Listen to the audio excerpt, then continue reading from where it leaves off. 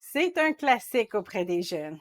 Encore aux études ou fraîchement diplômés, plusieurs jeunes vont partager leur premier appartement. Pourtant, rien ne dit que cette idée pratique est exclusive aux jeunes. C'est une bonne idée à tous âges.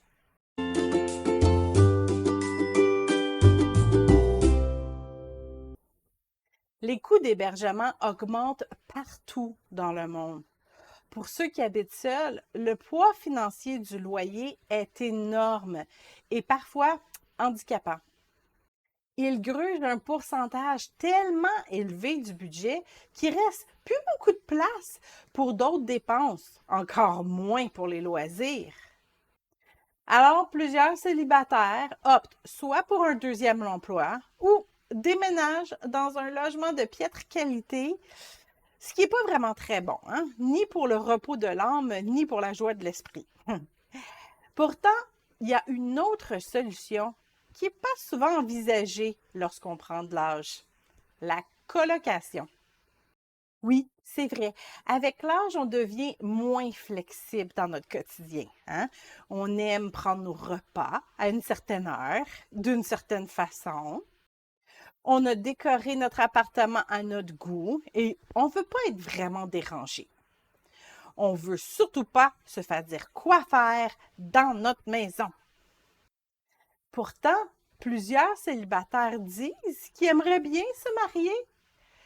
Quand cette merveilleuse personne va arriver dans notre vie, il va falloir faire des compromis avec les goûts de l'autre, s'ajuster à l'horaire de l'autre et accepter quelques critiques.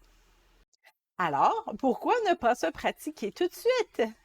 La colocation ne permet pas seulement de réduire nos frais d'hébergement, mais aussi de se pratiquer à faire des compromis, à partager notre espace et notre quotidien.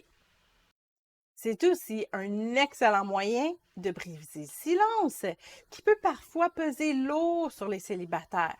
Et aussi, disons-le, de partager les tâches ménagères pour se libérer un peu plus de temps dans notre horaire. Et pensez pas que l'amour que je vais avoir pour mon époux ou mon épouse va me donner magiquement l'habilité d'habiter avec quelqu'un. Les émotions ne seront pas toujours là, hein? Il va falloir faire beaucoup de concessions, même lorsqu'on va être marié. Alors, autant se pratiquer avec un ou une colocataire pendant notre célibat, hein? Ça va être vraiment formateur.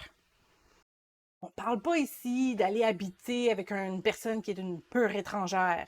Non, vous pouvez proposer l'idée à une personne que vous connaissez vraiment très bien. Hein? Avez-vous pensé à une personne de votre famille?